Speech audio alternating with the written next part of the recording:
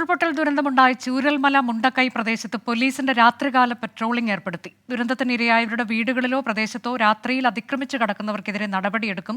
സുർജിത്ത് അയ്യപ്പത്ത് വിവരങ്ങളുമായി. സുർജിത്ത്, നേരത്തെ മോഷണത്തിന്റെ വാർത്തയൊക്കെ സുർജിത്ത് നൽകിയിരുന്നു. ഇപ്പോൾ എന്താണ് ഈ പോലീസ് പട്രോളിംഗിലൂടെ അർത്ഥമാക്കുന്നത്? അത് തന്നെയാണ് ഏറ്റവും പ്രധാനപ്പെട്ട കാര്യം അനുജ. ഞാൻ നേരത്തെ റിപ്പോർട്ട് ചെയ്ത വിഷയം അത് അതീവ ഗുരുതരമായ വിഷയമാണ്.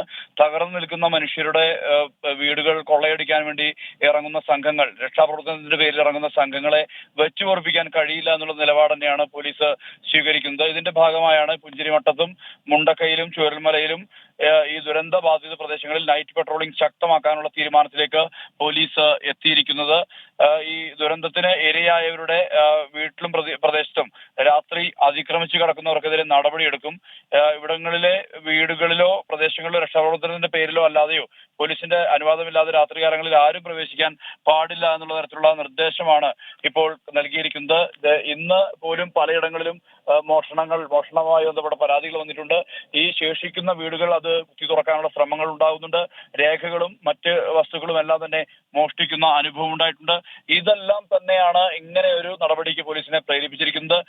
ഒന്നാമത് തകർന്നു നിൽക്കുന്ന പ്രദേശം, ഇവിടെ ശേഷിക്കുന്ന വസ്തുക്കൾ, അതായത് വീടിനകത്ത് അവശേഷിക്കുന്ന വീടുകളിൽ ശേഷിക്കുന്ന വസ്തുക്കൾ ഉണ്ട് പലതും. ആ വസ്തുക്കളെല്ലാം തന്നെ അപഹരിക്കുന്ന തരത്തിലാണ് കാര്യങ്ങൾ.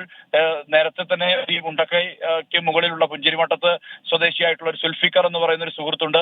അദ്ദേഹം നമ്മളോട് പറഞ്ഞത് ഇങ്ങനെ വീടുകളിൽ വ്യാപകമായി മോഷണം നടത്തുന്ന സംഘങ്ങൾ ഇറങ്ങിയിട്ടുണ്ട്, ഇതിനെതിരെ നടപടി ഉണ്ടാകണമെന്നുള്ള ആവശ്യം ആ നാട്ടുകാരൊക്കെ ഉന്നയിക്കുന്നുണ്ട്.